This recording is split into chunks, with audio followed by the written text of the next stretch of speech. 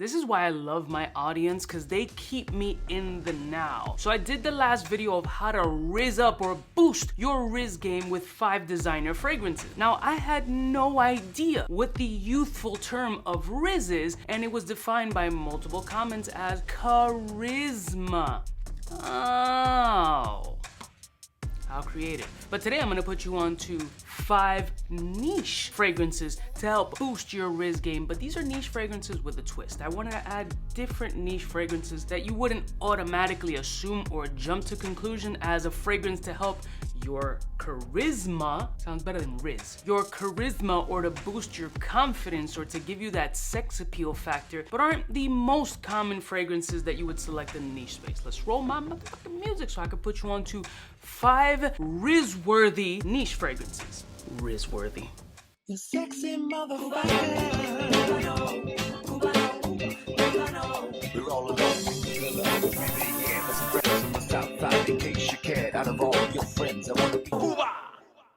Listen, morning, my beautiful peoples. You know who it is. This is your boy, C to the U to the B to the A. Again, I wanted to make it a little bit different, because you can pick like the typicals, right? Kind of like the Laytons or the tuxedos, which is designer, but it's privé blend, so it can fall in the new category. But these fragrances, I'm looking at them and I'm like, they're popular yet different enough, which I feel can add that additional sex factor, that charismatic flow, that Rizz boost that you're looking for. The first fragrance is a newer acquisition in my collection, which was a beautiful scent profile. And the second and third time that I wore this fucking fragrance, it just gets better and better. I start just pinpointing these little flares that pop up out of nowhere. Either it's a little bit extra smokier, or it's a little bit more gingery, or it's a little bit more bergamontish and bright and citrus. All these little factors that pop up off of the skin every time I've worn this fragrance, which hasn't been a ton, but this is a newer release by M. Micallef, and that's M. Colorado. Sorry.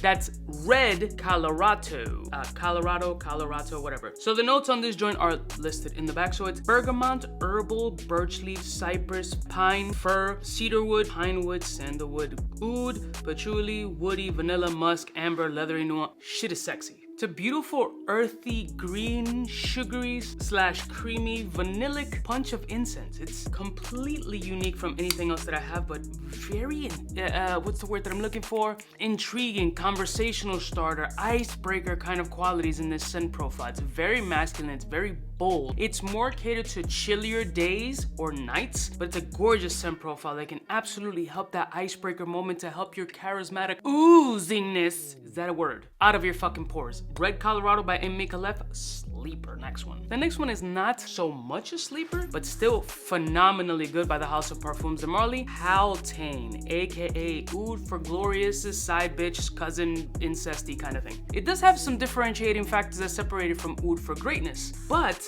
this off of my skin really separates itself. Like from nose sprays, like, you know, the nasal, you know, it's kind of similar. It's in that same vein, but off of my skin, there are some very nice, deep, dense nuances that separate it from that original. I don't see how anybody would not get that confidence boost not wearing this scent profile. It's a gorgeous scent, beautiful performance, amazing longevity. The sillage cloud is insane. It's decadent enough, yet oudy enough, yet mysterious enough to, again, have that same conversational icebreaker moment that the Red Colorado would have. But I think this would have a little bit more of that mass appeal than the Red Colorado. The Red Colorado is kind of for that, she knows what type of tip you're on in the fragrance space, but this is just helping you separate from the creed-wearing fucking dickhead. And Hautane is kind of for that, she ain't up, but I'ma hit her with something she ain't never experienced before. So if you wanna jizz and hit her with your Rizz, Hautane, next one.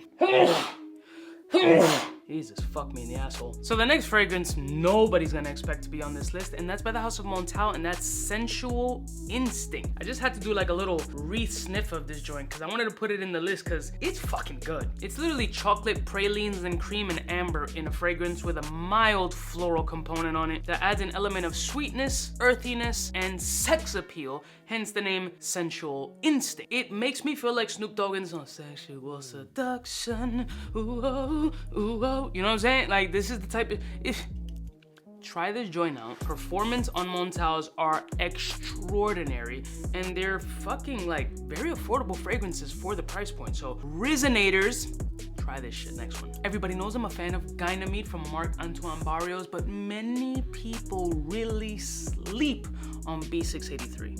B683 is another masculine recalculous scent profile. This shit is just, it's such a strong lineup to have this next to Dynamite and really feel that it's a contender to battle alongside that monster, but it really does. It can go blow for blow with Dynamite. This is for that mature individual. That's for the gentleman Rizzer. Fucking Rizzer. These words are ridiculous. This fragrance is kind of the definition of charismatic. It's just, you have to be that individual to rock this with the utmost confidence. Now granted, these fragrances are all beautiful and can definitely help enhance that confidence factor, but don't think automatically you wearing these that she's gonna just throw puss in your face. We live in the real, this isn't a movie, a romantic comedy and shit written by like Judd Apatow.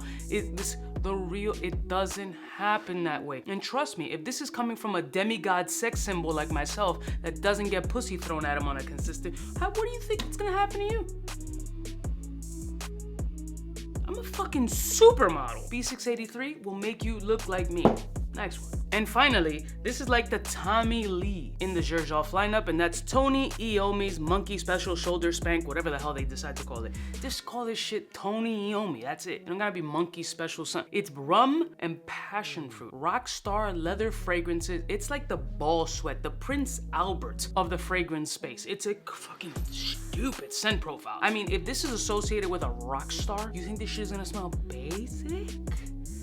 Come on. Comes with a taint tickler, for God's sakes. Just, yeah, this shit is stupid.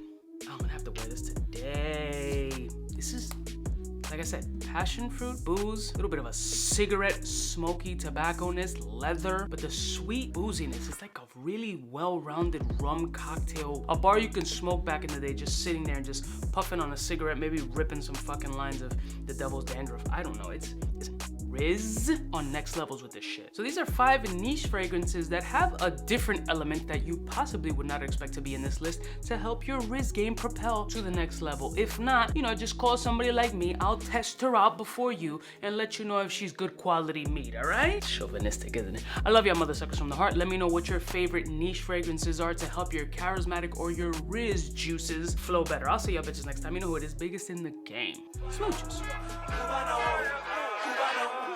Cubaknow, what's fresh, who's best, wanna know who's gonna pass the test. Cubaknow. For the fly gun holder, money folder, Motorola start tack when it's time to call back. For the rough, rugged, and raw way, this nigga Jay, it's a game, but he don't play. Hey, for all the chicks that got dead in the penthouse suite on top of my mom's crib. It's nonsense you never get in. It's nonsense that you would think that you would